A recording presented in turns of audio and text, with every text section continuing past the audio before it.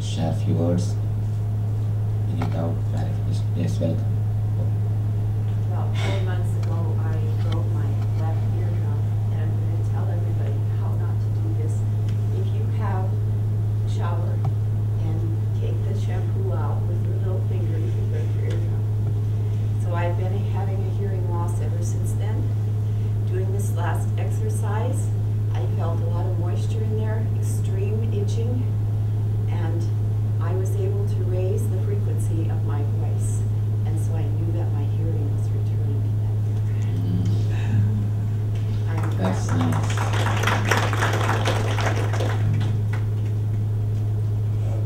Initially it was difficult, especially the fourth stage where you breathe out and hold. First few times I couldn't, I had to breathe in. But subsequently, when I got used to it. Actually, if you can do that, the whole gear will be shifted to the second level body. Yes. Swamiji, in this pranayama, you hold it It's in not actually pranayama. But if you hold it too long, the whole cycle changes. So can you just do it slowly and just make it, set it properly? No. No. Okay. Actually, it is just your mental thoughts playing the game. Your mental setup, the whole thing is designed just to break the mental setup of regular breathing. You have an idea, frame about your regular breathing. When that is broken and shaken, you enter into the subtle body. You enter into the dream body. It is just to push you. It's actually the instruction which I gave. You can never do breathing according to that. I know it's not, because if you hold it too long, You can never do that. But try to do that. Then you breathe quickly because you just cannot do it. See, you cannot do, but do what I say. It will lead you to that. It's actually purposely created such a way. The very trying will push you into a different consciousness, altered state of consciousness. For that, you are asked to do this. You cannot do this, but do that. It's a technique to push you into that altered state of consciousness. Put your whole effort to do what I said. Then you will see, you will fall into that altered state of consciousness. You will not succeed in what I said. Please understand. You will not succeed in breathing as I said. No, it will never happen. That's exactly right. It will never happen. But you will start falling into a different altered state of consciousness. The mood and the energy, whole thing will change and you will fall into different tune. That is what I actually wanted. My second point is, probably 90% of your meditation techniques requires time that's close the eyes. And it helps, I know that. But they can be done without it, in most of the cases. Why the insistence on doing this?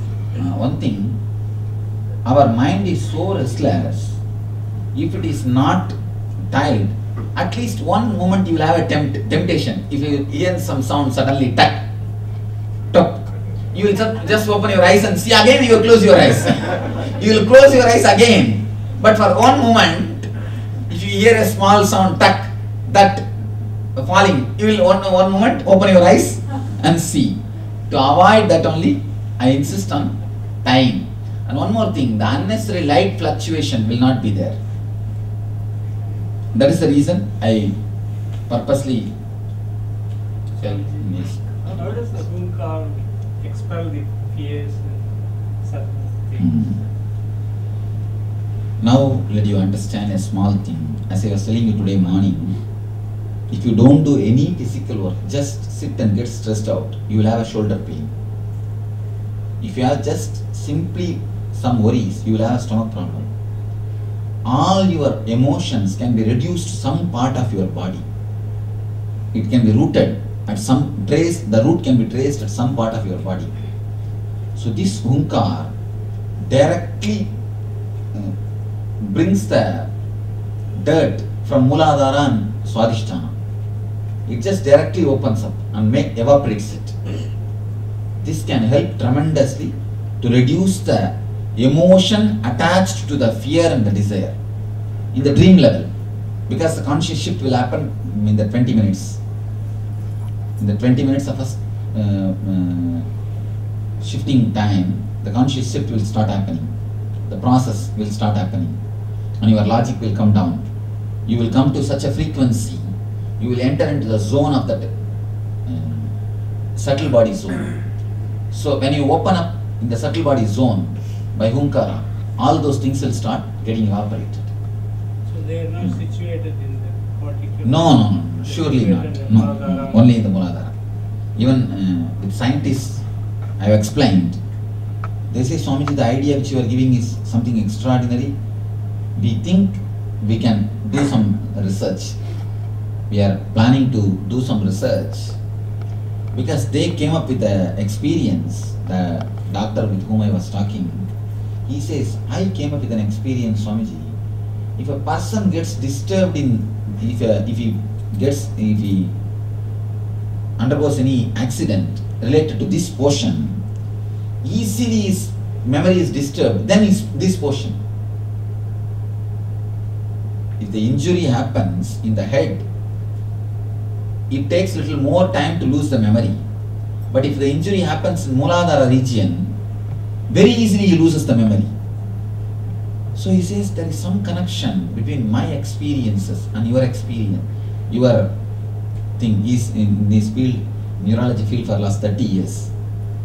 He says, I also have a doubt, Swamiji. This portion plays a major role in our memory. So we may come upon the truth soon. But according to mystics and my experience, it is solid truth. Chitta, the memory is stored only in Swadhisthana and Muladhara. Is it normal to see some kind of repetitive colors, not really see any objects or anything? No Yes, thoughts, that's but just usual. plain Usual. When do we do this? Which part of the day? If you have the problem with the dreams, problem with sleep, deep sleep, do it before you go to bed.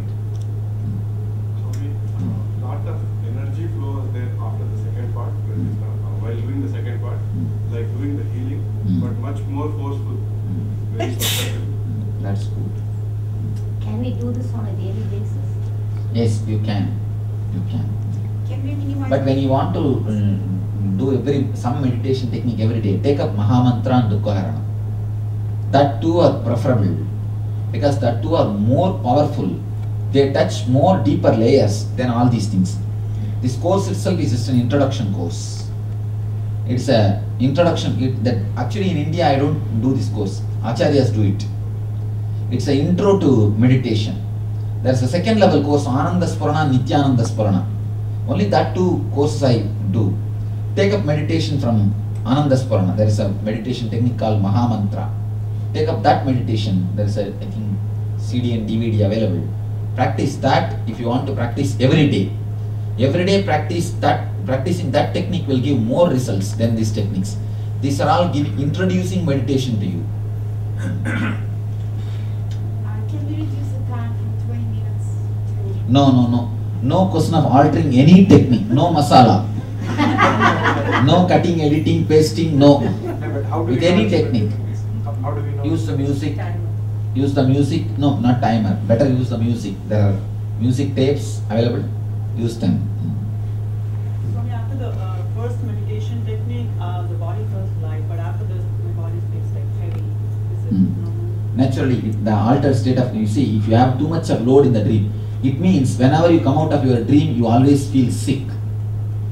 You must be having that problem. Then now when you come out of this meditation, you will have it. Then you must do this meditation regularly. And it is like feels heavy. That's what. Do this meditation. It will release more and more pressure. Till you start feeling lightness, same lightness which you felt when you came out from morning meditation. Till that time, do this meditation because so much of pressure is there inside. It will come out. Apart from not having this dream, this helps. Does it also help in having good sleep? Yes. See, dreams are the only disturbance for sleep. Who else is enemy, do you think, for sleep? Dreams are the only enemy. Okay. Yes. When we did the second part, I felt like collapsing, so that's a sign that it's heavy and I should do this. Collapsing is regularly. good. Nothing wrong. Nothing wrong. I felt like collapsing even in the first part. I was holding the breath. More in holding without breath. That stage I couldn't do it. Actually, the altered state, the When the shift happens, you feel like falling. Swamiji, you talked about technique for converting reality to dream reality. Is this associated with that? Yes, it is it will actually, just you are telling, I feel so much of energy being unleashed.